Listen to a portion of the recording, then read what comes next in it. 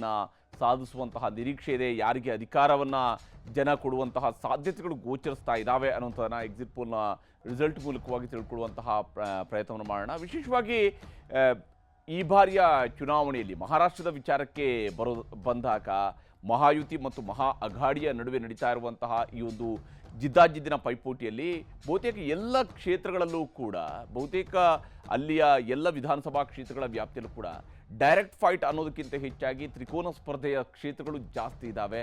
ಯಾಕಂದರೆ ಹೆಚ್ಚಿನ ಕ್ಷೇತ್ರಗಳಲ್ಲಿ ಬಂಡಾಯದ ಅಭ್ಯರ್ಥಿಗಳಿದ್ದಾರೆ.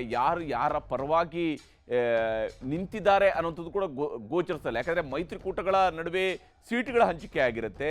ಆದರೆ ಎದುರಾಳಿ ಆಗ್ತಾ ಇರುವಂಥದ್ದು ಇನ್ನೊಂದು ಮೈತ್ರಿಕೂಟದ ಅಭ್ಯರ್ಥಿಯೂ ಕೂಡ ಆಗ್ತಾ ಇರುವಂಥದ್ದು ಆಗಿರೋದಕ್ಕಿಂತ ಹೆಚ್ಚಾಗಿ ಅದೇ ಮೈತ್ರಿಕೂಟದ ಬಂಡಾಯ ಅಭ್ಯರ್ಥಿನೇ, ಅಂದರೆ ಒಂದು ಪಕ್ಷ ಮತ್ತೊಂದು ಪಕ್ಷ, ಈ ರೀತಿಯಾದಂತಹ ಬಂಡಾಯಗಳು ವಿಚಿತ್ರ ಸನ್ನಿವೇಶದಲ್ಲಿ ಮಹಾರಾಷ್ಟ್ರದ ವಿಧಾನಸಭಾ ಚುನಾವಣೆ ಈ ಬಾರಿ ನಡೀತಾ ಇದೆ. ಇದರ ನಡುವೆ ದುಡ್ಡಿನ ಓಡಾಟದ ಬಗ್ಗೆ ಆರೋಪ ಪ್ರತ್ಯಾರೋಪಗಳು ಇವತ್ತು ಮತದಾನ ನಡೀತಾ ಇರುವಂತಹ ಅವಧಿಯವರೆಗೂ ಕೂಡ ಕೇಳಿ ಬಂದಿರುವಂಥದ್ದು. ಮಹಾರಾಷ್ಟ್ರ ಚುನಾವಣೆಯಲ್ಲಿ ಹೇಗೆ ಯಾವ ಸ್ವರೂಪದಲ್ಲಿ ಈ ಬಾರಿಯ ಚುನಾವಣೆ ನಡೆದಿದೆ ಅನ್ನೋಂಥದ್ರ ದ್ಯೋತಕವಾಗಿತ್ತು. ಚರ್ಚೆ ನಾವು ಮುಂದುವರಿಸ್ತೀನಿ. ಮಹೇಶ್ ಅವರೇ, ಬಹಳ ಮುಖ್ಯವಾಗಿ ಆಗಲೇ ಪ್ರಸ್ತಾಪ ಅಂತಕ್ಕಂಥದ್ದು ಎರಡು ಸಂಗತಿಯನ್ನು ನಮ್ಮ ಮಿತ್ರರು ಹೇಳಿದ್ದನ್ನು, ಮೊದಲನೇದು ಈ 40% ಬಗ್ಗೆ ಅವ್ರು ಮಾತನಾಡ್ತಾ ಹೇಳಿದರು ಲೋಕಾಯುಕ್ತ ಮೊನ್ನೆ ಏನು ಕೊಟ್ಟಿದೆ ಅಂತ ಅವ್ರಿಗೆ ಗೊತ್ತಿದೆ ಅಂಶ. ಎರಡನೇದು ಬಟ್ಟೆಂಗ ಅಥವಾ ಕಟ್ಟೆಂಗ ಅಂತಕ್ಕಂಥದ್ದನ್ನು ವಿವಾದ ಅಂತ ಅರುಣ್ ಅವರು ಹೇಳಿದರು. ಅರ್ಥ ಆಯ್ತಾ? ಇಲ್ಲ, ಇವತ್ತು ಇಡೀ ಹಿಂದೂ ಜನಮಾನಸದ ಒಳಗಡೆ ಒಂದು ಜಾಗೃತಿಯನ್ನು ಆಗುವಂಥದ್ದು ಇಡೀ ಮಹಾರಾಷ್ಟ್ರದ ಚುನಾವಣೆ ಒಳಗಡೆ ಒಂದು ದೊಡ್ಡ ರೀತಿಯ ಪೋಲರೈಸೇಷನ್ ಅದರಲ್ಲಿ ಆಗಿರೋ ಅಂಶ. ಈ ಪ್ರೀಪೋಲ್ ಅಲಯನ್ಸ್ ಏನಿದೆ, ಅವರು ನಾವೊಂದು ಕಾಲದಲ್ಲಿ ಜೂನಿಯರ್ ಪಾರ್ಟ್ನರ್ ಇದ್ವಿ ಎಲ್ಲಿ ಮಹಾರಾಷ್ಟ್ರದಲ್ಲಿ. ಆದರೆ ನಮ್ಮ ಐಡಿಯಾಲಜಿ ಒಂದಾಗಿರ್ತಕ್ಕಂಥದ್ದು ನಡೆಸ್ಕೊಂಬಂದಿದ್ವಿ ನಾವು. ಆದರೆ ಈ ಐಡಿಯಾಲಜಿಯನ್ನು ಬಿಟ್ಟಂಥದ್ದು ಶಿವಸೇನೆ. ಬಾಳಾ ಠಾಕ್ರೆ ಅವರ ಕನಸೇನಿತ್ತೋ, ಅವರ ಥಾಟ್ಸ್ ಏನಿತ್ತೋ, ಆ ಥಾಟನ್ನು ಒಂದು ಸ್ವಾರ್ಥ ರಾಜಕಾರಣಕ್ಕೋಸ್ಕರ ಬಿಟ್ಟು ಇಡೀ ಮ್ಯಾಂಡೇಟ್ ಸಿಕ್ಕದಂಥ ಸಂದರ್ಭದಲ್ಲೂ ತಿರಸ್ಕಾರ ಮಾಡಿದಂಥದ್ದು. ಅದರ ನಂತರದ ಬೆಳವಣಿಗೆಗಳು ಮಹಾರಾಷ್ಟ್ರದ ರಾಜಕೀಯ ಪಲ್ಲಟಗಳು ನೋಡಿದಂಥ ಸಂದರ್ಭದ ಒಳಗಡೆ ಇವತ್ತು ಒಂದು ಸ್ಥಿರ ಸರ್ಕಾರ ಇದ್ದರೆ ಏನೆಲ್ಲ ಆಗತ್ತೆ ಅನ್ನೋಂಥದ್ದು ನಮ್ಮ ಕಣ್ಣು ಮುಂದೆ ಖಾತ್ರಿ ಇರೋವಂಥ ಅಂಶ. ಮೇಲಾಗಿ ಮಹಾರಾಷ್ಟ್ರದ ಒಳಗಡೆ ನಾವು ಕಳೆದ ಒಂದು 3.5 ವರ್ಷದ ಒಳಗಡೆ ಮಾಡಿರುವಂಥದ್ದು ಮತ್ತು ನಾವು ಡೆಲಿವರಿ ಮಾಡಿರ್ತಕ್ಕಂಥ ಸಂಗತಿಗಳು ಇವತ್ತು ಅರುಣ್ ಅವರು ಮಾತನಾಡ್ತಾ ಹೇಳಿದ್ರು, ಗೊತ್ತಾಯ್ತಾನೆ. ಮತ್ತು ನಾವು ಯಾಕೆ ಡೆಲಿವರಿ ಮಾಡೋಕ್ಕೆ ಅಂತಂದರೆ ನಮ್ಮ ಮೋದಿಯ ಮಾತು ಯಾಕೆ ಜನಕ್ಕೆ ಒಂದು ನಂಬಿಕೆ ಬರುತ್ತೆ ಅಂತಂತಂದರೆ, ನಾವು ಯಾವುದೆಲ್ಲವೂ ಮಾತನ್ನು ಕೊಟ್ಟಿದ್ವಿ ಅದನ್ನು ಪೂರ್ಣ ರೀತಿ ಅನುಷ್ಠಾನ ಮಾಡೋಷ್ಟು ರೀತಿ ಒಳಗಡೆ ನಾವಿದ್ದೇವೆ. ನಾವು ಬೇರೆ ಇವತ್ತಿನ ಹಿಮಾಚಲ್ ಗ್ಯಾರಂಟಿಗೋಸ್ಕರ ಹಿಮಾಚಲ್ ಪ್ರದೇಶದ ಇವತ್ತು ಹಿಮಾಲಯ ಭವನವನ್ನು ಹರಾಜಿಡೋಷ್ಟು ದುಸ್ಥಿತಿಗೆ ಆರ್ಥಿಕ ಸ್ಥಿತಿಗೆ ತೆಗೆದುಕೊಂಡು ಹೋಗಲ್ಲ. ಇವತ್ತು ಮಹಾರಾಷ್ಟ್ರ ಹತ್ತತ್ರ ಒಂದು $1/2 ಟ್ರಿಲಿಯನ್ ಎಕಾನಮಿಗೆ ತಲುಪಿರ್ತಕ್ಕಂಥ ಯಾವುದಾದ್ರು ಮೊದಲನೇ ರಾಜ್ಯ ಇದ್ದರೆ ಅದು ಮಹಾರಾಷ್ಟ್ರ. ಮತ್ತು ನಾವು ಮಾತು ಹೇಳಿದೆ, ಮೋದಿ ಆಯಿತು ಮುನ್ಕಿನೇ, ಮೋದಿ ಏನಾದ್ರು ಮಾತು ಕೊಟ್ಟ ಮೇಲೆ ಆ ಮೋದಿಯ ಭರವಸೆ ಅಂತಕ್ಕಂಥದ್ದು ಇದೆಯಲ್ಲ, ಅದು ಒಂಥರ ಖಾತ್ರಿ ಇರತಕ್ಕಂಥ ಭರವಸೆ.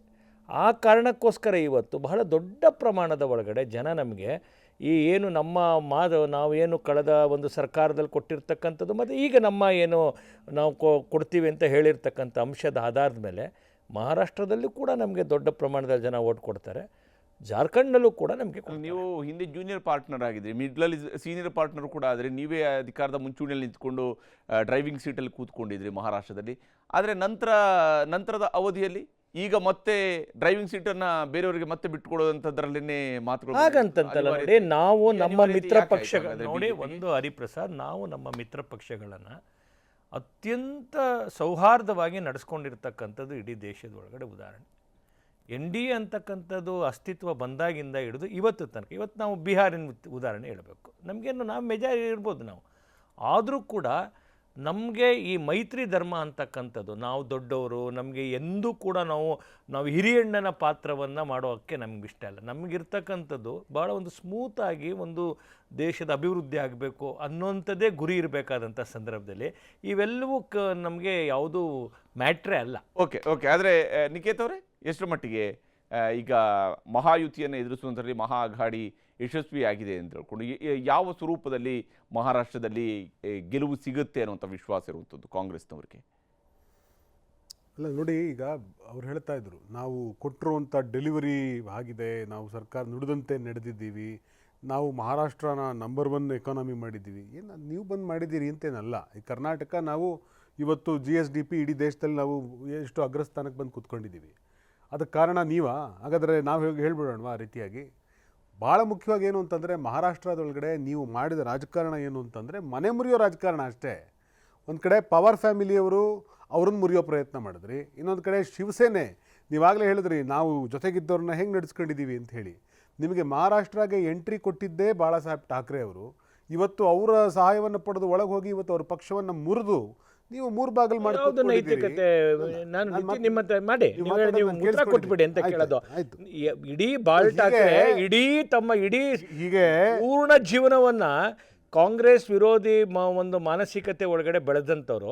ನೀವು ಇವತ್ತು ಎಲ್ಲಿಗೆ ಬಂದು ನಿಂತ್ಕೊಂಡ್ರಿ? ಶಿವಸೇನೆ ನೀವು ಕಾಶ್ಮೀರದಲ್ಲಿ ಹೋಗಿ PDP ಜೊತೆ ಬಗ್ಗೆ ಸರ್ಕಾರ ಮಾಡಿದ್ರಲ್ಲ ಸರ್. ಜಾತ್ಯತೀತತೆ ಬಗ್ಗೆ ಕಾಶ್ಮೀರದಲ್ಲಿ ಹೋಗಿ ಅಧಿಕಾರಕ್ಕೋಸ್ಕರ PDP ಜೊತೆ ಸರ್ಕಾರ ಮಾಡಿದ್ರಿ, ಮರ್ತೋಯ್ತಾ ನಿಮ್ಗದು? PDP ಹತ್ರ ಮಾಡಿದಕ್ಕೆ 370 ತೆಗಿಲಿಕ್ಕಾಯ್ತು. ನಿಮ್ ಕತೆ. PDP ಜೊತೆ ಮಾಡದೆ ಹೋಗ್ಬಿಟ್ಟು 370 ತೆಗಿಲಿಕ್ಕಾಗ್ತಾ ನೀವು ಹೋಗಿ ಯಾರ ಜೊತೆ ಸರ್ಕಾರ ಮಾಡಿದ್ರು ಸರಿ. ಯಾವ್ದಕ್ಕೆ ಯಾವ ಸರಿ ಅಂತಲ್ಲ, 370 ವಿಧಿ ತೆಗೆದಿರ್ತಕ್ಕಂತಕ್ಕಿಂತ ದೊಡ್ಡದ. ಓಕೆ ಓಕೆ ಓಕೆ ಓಕೆ ಒಂದು ನಿಮಿಷ. ಭಾಳ ಮುಖ್ಯವಾಗಿ ಏನು ಅಂತಂದರೆ, ಮಹಾರಾಷ್ಟ್ರ ಜನ ನಾನು ಆಗಲೇ ಹೇಳಿದಂತೆ ಸ್ವಲ್ಪ ಪ್ರಬುದ್ಧರಿದ್ದಾರೆ. ನೀವು ಇವತ್ತು ಏನೇ ಮಾತುಗಳನ್ನು ಹೇಳಿದರೂ ಕೂಡ ಒಂದಂತೂ ಸತ್ಯ, ಕಾಂಗ್ರೆಸ್ ಪಾರ್ಟಿ ಇವತ್ತು ತನ್ನೆಲ್ಲ ಜೊತೆಗಾರರನ್ನು ಜೊತೆಗೂಡಿಸಿಕೊಂಡು ತುಂಬ ಒಂದು ಒಳ್ಳೆಯ ಅದ್ಭುತವಾದ ರಣತಂತ್ರವನ್ನು ರೂಪಿಸಿದೆ. BJPಯವರ ಒಂದು ರೀತಿಯ ದುಷ್ಪ್ರಚಾರದ ಬಲ, ಯಾಕೆಂದರೆ ಅದೊಂದು ಭಾಳ ದೊಡ್ಡ ಬಲ ಇದೆ ಅವರಿಗೆ ದುಷ್ಪ್ರಚಾರ ಮಾಡುವಂಥದ್ದು. ಓವರ್ನೈಟ್ ಯಾರನ್ನೋ ಒಬ್ಬನ್ನ ಬೇಕಾದರೆ ಅವರು ಸಂಪೂರ್ಣವಾಗಿ ಅವನೇನು ಅಲ್ಲ ಅನ್ನೋ ಥರದಲ್ಲಿ ದುಷ್ಪ್ರಚಾರ ಮಾಡೋದು ಅವ್ರ ಶಕ್ತಿ ಅದು.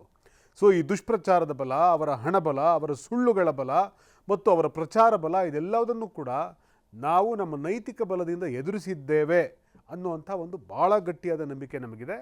ಎಲ್ಲ ಪಕ್ಷಗಳು ಕೂಡ ಒಟ್ಟಾಗಿ ಇವತ್ತು ಈ ದೇಶದ ಮುಂದೆ ಒಂದು ಸವಾಲು ಏನು ಅಂತಂದರೆ, ನಾವು ಪುರಾಣದಲ್ಲಿ ನೀವು ನೋಡ್ತೀರಿ, ಒಬ್ಬಳು ಹೆಣ್ಣಿಂದ ಮಾತ್ರ ನನಗೆ ಸಾವು ಅಂತ ಒಬ್ಬ ರಾಕ್ಷಸ ಹೇಳಿದಂತೆ, ಯಾರನ್ನು ಹೊಡೆಯೋಕ್ಕಾಗಲ್ಲ ಅಂತ ತಿಳ್ಕೊಂಡು. ಆಗ ಅವಳಿಗೆ ಅವನನ್ನು ಹೊಡೆಯೋ ಶಕ್ತಿ ಇರಲಿಲ್ಲ. ಕಡೆಗೆ ಎಲ್ಲರೂ ಕೂಡ ಸೇರಿ ತಮ್ಮ ತಮ್ಮ ಬಲವನ್ನು ಕೊಟ್ಟು ತಮ್ಮ ಶಕ್ತಿಯನ್ನು ಕೊಟ್ಟಾಗ ಅವಳು ಆದಿಶಕ್ತಿಯಾಗಿ ಬೆಳೆದಳು ಅನ್ನೋ ಕಥೆಯನ್ನು ನಾವು ಓದಿದ್ದೀವಿ. ಅದೇ ಥರದಲ್ಲಿ ಇವತ್ತು ಈ ಒಂದು ಮೈತ್ರಿಕೂಟ ಆದಿಶಕ್ತಿಯಂತೆ ಬೆಳೆದಿದೆ. ಇವತ್ತು ಎಲ್ಲರೂ ಕೂಡ ತಮ್ಮ ಶಕ್ತಿಯನ್ನು ಭಾಳ ಪ್ರಾಮಾಣಿಕವಾಗಿ ಕೊಟ್ಟಿದ್ದಾರೆ. ಎಲ್ಲರೂ ಕೂಡ ಒಟ್ಟಾಗಿ ದುಡಿದಿದ್ದಾರೆ. ನನಗೆ 100ಕ್ಕೆ 100 ವಿಶ್ವಾಸ ಇದೆ, ಮಹಾರಾಷ್ಟ್ರದಲ್ಲಿ ಖಂಡಿತವಾಗಿಯೂ ಈ ಬಾರಿ ನೀವು ಕಳೆದ ಬಾರಿ ಯಾವ ರೀತಿಯಾಗಿ ಸರ್ಕಾರವನ್ನು ನಡೆಸ್ತಿದ್ದಂಥ ಸರ್ಕಾರವನ್ನು ಬೀಳಿಸಿ ಏನೆಲ್ಲ ಮಾಡಿ ಪಕ್ಷಗಳನ್ನು ಮುರಿದು ಎಲ್ಲ ಮಾಡಿದ್ದೀರಿ, ಅದಕ್ಕೆ ಮಹಾರಾಷ್ಟ್ರದ ಸ್ವಾಭಿಮಾನಿ ಜನತೆ ತಕ್ಕ ಉತ್ತರವನ್ನು ಕೊಡುತ್ತೆ, ನಿಮ್ಮನ್ನು ಹೊರಗಟ್ಟುತ್ತೆ. ಎಸ್, ಖಂಡಿತ ಮಾತಾಡ್ತೀನಿ. ಇಲ್ಲಿ ಬಹಳ ಮುಖ್ಯವಾಗಿ ರಾಜ್ಯದಲ್ಲೂ ಕೂಡ 3 ಕ್ಷೇತ್ರಗಳಿಗೆ ಮತದಾನ ನಡೆದಿದೆ. ಚನ್ನಪಟ್ಟಣ, ಸಂಡೂರು ಹಾಗೂ ಶಿಗ್ಗಾವಿ